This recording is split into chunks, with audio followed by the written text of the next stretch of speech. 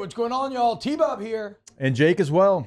And you're about to watch a little OTB LSU. We're going to give you all the latest, greatest between LSU football, baseball, women's basketball, softball, and everything in between. Bottom line, if you want to talk Tigers, keep it locked, subscribe, like it, and we hope you enjoy it. So let's talk some LSU football.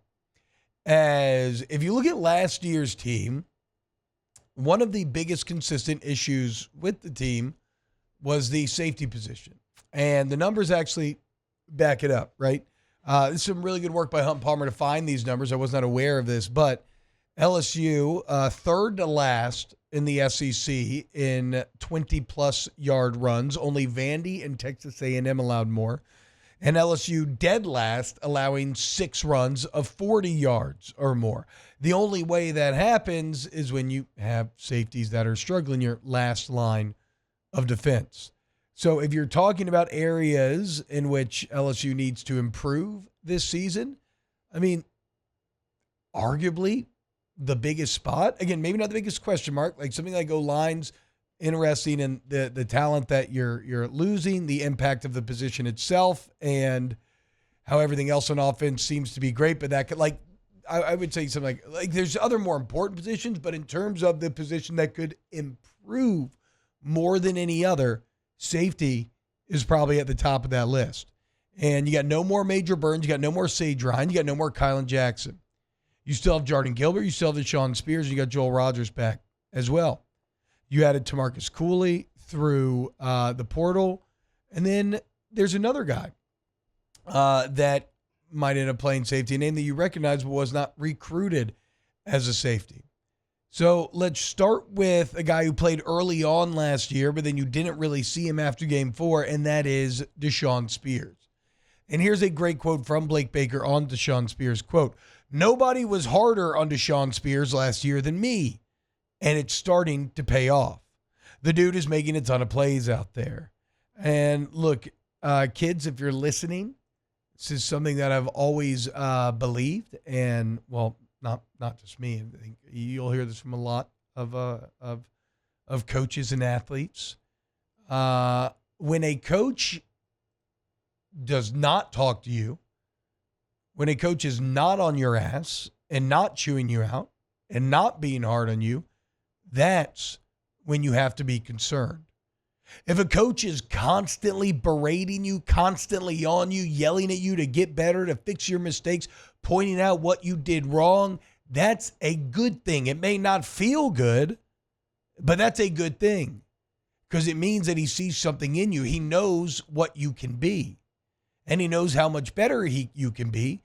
And sometimes athletics, really life in general, can be a bit odd where you almost need someone to set the standard for you and have you rise to it. Your own brain can be self-limiting at times. It's something that former LSU strength coach Tommy Moffitt used to always talk about, right? Like, your mind is telling you you can't, but your body absolutely can. Sometimes you have to have that external motivation to show you how good you can be. And to me, this quote reads like Deshawn Spears is in that situation. Where last year, Blake Baker's just constantly on his ass for every single little thing. And he's probably thinking, man, this guy really doesn't like me. Why is he always on me?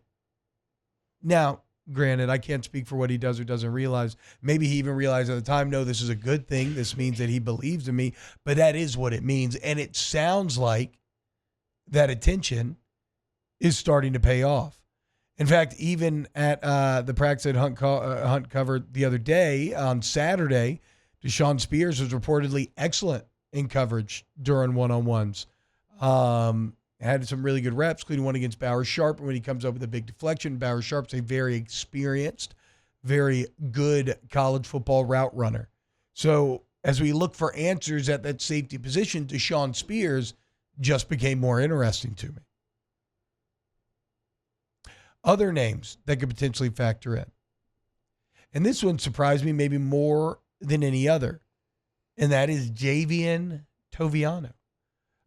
Taylor, you'll probably remember, was Toviano a 5-star or just a high 4-star? He was not consensus. I mean, one recruiting site had him as a 5, one as a 4, but I mean, if you remember last year, But that's kind of like a 4.5, yeah, which is I mean, we were kind of talking about this last year. Like, if you watched him a little bit in high school, like I did, like he played more safety than corner in high school. I kind of always thought that was his natural position. I mean, I thought he was playing out of position. It was really because you had to throw him in there 2 years ago, if you remember, at corner because you had so many injuries. Well, he was always recruited as a corner, and he said he was going to be a corner. But to Taylor's point, here's what Blake Baker had to say about Toviano. Quote, Toviano, to me, from a coaching standpoint, I think he's finally settled into what he really is.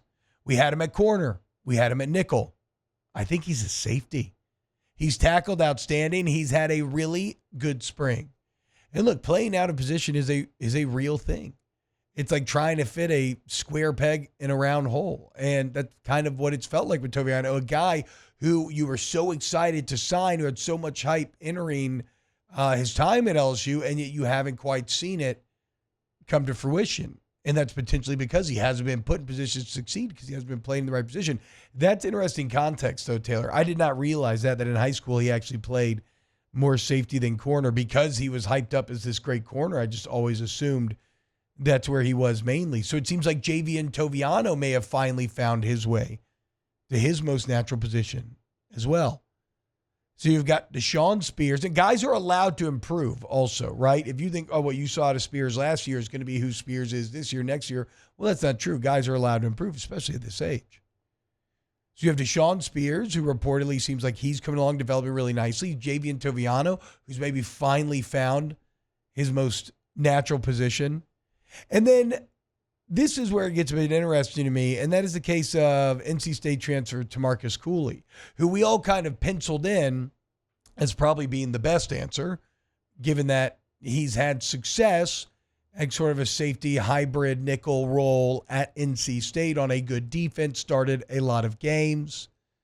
I will say, though, maybe reading between the lines a bit, and this could just be projection on my part, but a lot of off-season football is like looking through a keyhole and trying to describe what's going on in the room, right?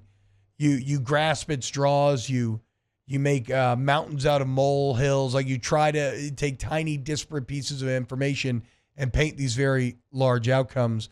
But this quote does seem a bit more tepid compared to the last couple.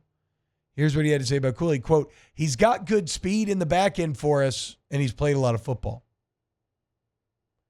Maybe they're saying he's not a safety. Maybe they're saying they don't know what his role is yet. Maybe he is, and that's just a quote that he just said, and he just said it, not thinking that being a sports talk show that has 24/7 content demands that we would just overanalyze and extrapolate everything that is uttered into a microphone. I don't exactly know.